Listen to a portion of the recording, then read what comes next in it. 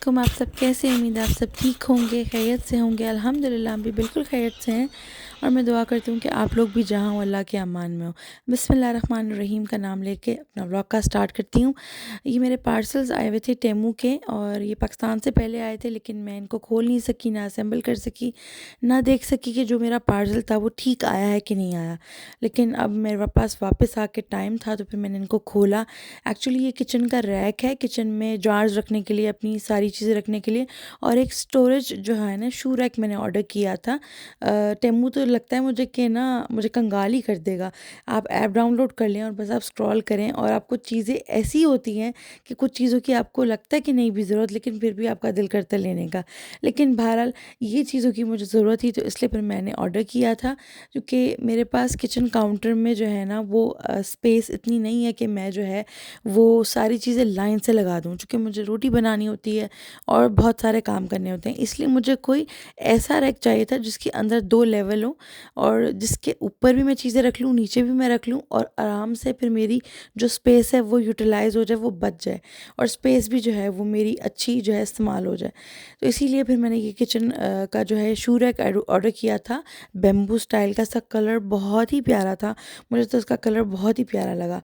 Shoe rack की मुझे इसलिए ज़रूरत थी चूँकि घर में जो कॉमन शू रैक है उसमें हस्बैंड और बच्चों के जूते होते हैं और उसमें उनके जूते जो है ना वो पूरे आ गए। चूँकि यहाँ पे बच्चों के स्कूल के भी इतनी चीज़ें होती हैं, बारिश वाले शूज़ अलग होते हैं, स्कूल में पहनने वाले किंडरगार्टन में शूज़ अलग होते हैं और घर में घर के स्लीपर्स अलग होते हैं, 100 जूते होते हैं बच्चों के। तो फिर मैं वहाँ अपने शूज़ नहीं रखती, चूँकि मेरे शूज़ थोड़े से जो हैं वो फैंसी भी होते हैं और मुझे बहुत अज़ीज़ हैं। तो मैं नहीं चाहती कि वो उन जूतों के नीचे आके ख़राब हो जाएँ और बच्चों के और हस्बैंड के ना। तो इसीलिए फिर मैंने अपना शू रैक ऑर्डर किया कि इसे मैं अपने कमरे के किसी कोने में रख लूँगी और इसमें अपने सारे शूज़ जो है वो रख दूँगी। चूँकि मेरी आदत है कि जब भी मैं कहीं से जाके आती हूँ तो मैं अपने शूज़ जो है नीचे से टिश्यू से वाइप करती हूँ, या फिर मैंने एक टॉवल रखा हुआ है, वो अपने शूज़ के लिए मैंने डेडिकेट किया हुआ है। वो नीचे टॉवल उसके ऊपर रब करती हूँ, उसको सारा जो है वो साफ़ सुथरा करती हूँ, डस्ट मिट्टी वगैरह, और फिर उसको मैं अपनी अलमारी के अंदर या डब्बे के अंदर वापस डाल के रख देती हूँ जूते के। तो इस वजह से फिर मुझे थोड़ा-सा मसला होता है कि डब्बे के अंदर से निकालो, ये करो। तो मैंने फिर ये शू रैक ही ऑर्डर कर दिया ताकि मुझे थोड़ी आसानी हो जाए और मैं इसी के अंदर अपने जो है शूज़ अलग ही रखूँ, सेपरेट ही रखूँ, उन लोगों के साथ ना रखूँ। तो दोनों ही चीज़ें मुझे बहुत अच्छी मिली थी। टेमू की वैसे एक ख़ास बात ये भी बहुत अच्छी है कि अगर आपके पास कोई चीज़ आती है और आप उससे सैटिस्फाइड नहीं हैं या वो चीज़ डैमेज होती है, तो जो टेमू वाले हैं वो आपको पैसे भी रिटर्न कर देते हैं और आपको ये भी कह देते हैं कि आप ये चीज़ रख लें, कोई मसला नहीं है। तो आप उसको यूज़ करना चाहें तो यूज़ कर लें, अगर ख़राब है तो आप उसको फिर जो है वो फेंक दें और जो है वो आपको पैसे भी रिटर्न हो जाते हैं, फिर आप दूसरा जो है आइटम ले सकते हो। तो फ्लेक्सिबल है इनकी सर्विस ना बहुत, इस लिहाज से मुझे बहुत पसंद है टेमू। और बड़ी काम की चीज़ है, किचन के गैजेट्स हर चीज़ आपको बड़ी काम की मिल जाती है। आज आपके साथ शेयर करूंगी अपने नान। और नान बहुत ही मज़े के बनते हैं, लाहौरी जो कुलचा होता है तिलों वाला, बहुत मज़े के बनते हैं, बड़ी आसानी से घर में बन जाते हैं, बस आपको एक तंदूरी चाहिए और अगर ओवन है तो ओवन में भी बहुत अच्छे बन जाते हैं। ये मैं अपना शू रैक ओपन कर रही थी। शू रैक जो है वो आपको आज नहीं दिखा सकूँगी चूँकि शू रैक असेंबल नहीं हुआ, थोड़ा-सा ट्रिकी था। तो जो रैक था किचन का वो तो आसान सा था, वो हो गया था मैनुअल तरीके से, लेकिन जो है वो ये रैक थोड़ा-सा ट्रिकी था, इसको थोड़ा-सा समझना था, चीज़ें करनी थी। तो इस वजह से फिर ये आपसे मैं शेयर नहीं करूँगी, इंशाल्लाह आने वाले नेक्स्ट व्लॉग में मैं आपको दिखाऊँगी कि रैक की जो है वो स्टोरेज जो ये मैंने किया है शू रैक, इसकी जो है वो कंप्लीट लुक क्या है और उसको कैसे यूटिलाइज़ करूँगी, इसकी सारी आपके साथ शेयर करूँगी। ये जो ये वाला पार्ट होता है ना, चीज़ों को असेंबल करना, फर्नीचर को असेंबल करना, मुझे इससे शदीद चिढ़ है, मुझसे बिल्कुल नहीं होता, दिमाग घूम जाता है और हस्बैंड के इंतज़ार में मेरा काम पेंडिंग होता रहता है और फिर मुझे इतना गुस्सा चढ़ रहा होता है। अभी तक मेरा ये शूर है कि असेंबल नहीं हुआ चूँकि उनके पास टाइम नहीं है, तो जब टाइम होगा तब होगा। इससे होता ये है कि मेरी जो चीज़ों की एक्साइटमेंट होती है ना वो ख़त्म हो जाती है, फिर मेरा दिल करता है चीज़ें पड़ी हैं तो पड़ी रहें। अल्हम्दुलिल्लाह मेरा किचन का रैक तो उसी वक़्त ही हो गया था, ये आसान भी था और मैं इसमें अपनी चीज़ें सेट कर रही थी, रख के चेक कर रही थी कि यार ये मैंने सही डायमेंशन वाला ऑर्डर किया है कि नहीं, और अल्हम्दुलिल्लाह मेरा सही डायमेंशन वाला ऑर्डर हुआ था और जितनी भी चीज़ें काउंटर पे इधर-उधर मेरी पड़ी हुई थी वो जो हैं वो एक जगह आ गई थी। मुझे इतना सुकून हो रहा था, मुझे इतनी खुशी हो रही थी कि यार ये इतना अच्छा भी लग रहा है और इतना अच्छा मेरा काम भी आ रहा है।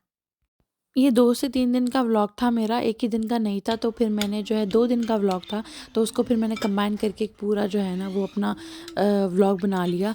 ये मैं तैयारी कर रही थी नान की, जो कुलचे वाले लाहौरी नान थे। आपने हाथों को थोड़ा-सा गीला करना है, फिर आटे को आपने जो है वो सेट करना है। आटा इतना अच्छा राइज़ हुआ था, इतना अच्छा राइज़ हुआ था। मैं इसको माइक्रोवेव में रख देती हूँ, तो माइक्रोवेव में बहुत अच्छा जो है ना, थोड़ी हीट भी होती है और बहुत अच्छा राइज़ हो जाता है। मैंने 1 किलो मैदा लिया था और 1 किलो मैदे में मेरे हमेशा 8 से 9 नान बनते हैं। मैं नान बहुत पतले-पतले नहीं बनाती, थोड़े से जो है ना वो ज़रा-सा मोटा रखती हूँ, बहुत ज़्यादा मोटा नहीं, क्योंकि नरम-नरम मुझे पसंद है, वो फिर जो है ना वो अकड़ जाएँगे अगर आप बहुत पतले-पतले बनाएँगे। और जब भी आप नान बनाएँ घर में तो इतना मोटा, जितना पेड़ा मैं बढ़ा लूँगी, इतना ही पेड़ा लें, उससे बड़ा आसानी रहती है।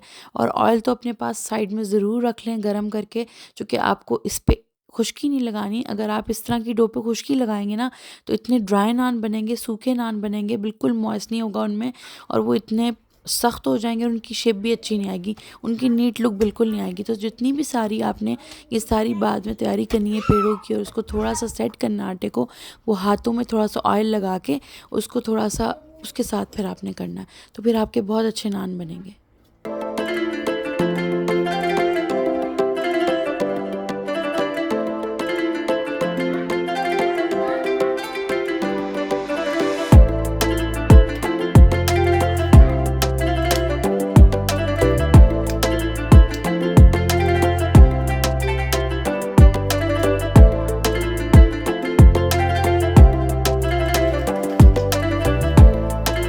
कोई भी काम इम्पॉसिबल नहीं होता, बस आप में करने की जुस्तजू होनी चाहिए।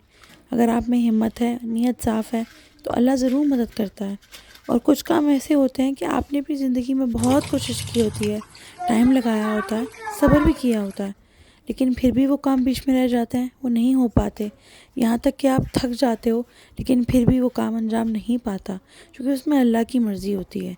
तो इसलिए जब ऐसे हो और आप बहुत मेहनत करने के बाद, कोशिश करने के बाद भी थक जाएं, तो फिर आप समझ जाएं कि इसमें अल्लाह की कोई मसलियत है, और उस काम को अल्लाह पे छोड़ दें और सब्र रखें और सुकून रखें।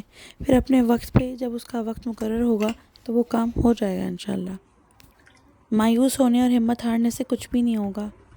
आप अल्लाह पे भरोसा रख के बस चलते रहें, तो ज़िंदगी के रास्ते आसान हो जाते हैं। मैंने ना अभी पिछले दिनों टेमू पे और 1-2 वेबसाइट्स और भी हैं अलीबाबा वगैरह पे, ये नान का ना टूल देखा है। नान का ना एक गोल सा आता है जो नान वाली शॉप पे होता है, जो पाकिस्तान में या नान वालों की दुकानों पे होता है, तो वो भी मिल रहा है। तो इंशाल्लाह वो भी मैं नेक्स्ट टाइम लूँगी, क्योंकि इससे मार मार के ना अंगूठे और मतलब उंगलियां मेरी दर्द करने लग गई थी। क्योंकि जितना आप इसको प्रेस करेंगे, जितना इसमें थोड़ा थोड़ा सा कट भी लगेगा, तो ये उतना ही ज़्यादा अच्छा उभरावा बनेगा। तो उसके लिए स्पेशल जो नान वालों के पास एक होता है, एक टूल होता है जिससे वो प्रेस करते हैं, लोहे की गोल सी होती है, और उससे बहुत अच्छा जो है ना वो शेप भी आती है और बहुत जो है ना वो नीट लुक भी आती है।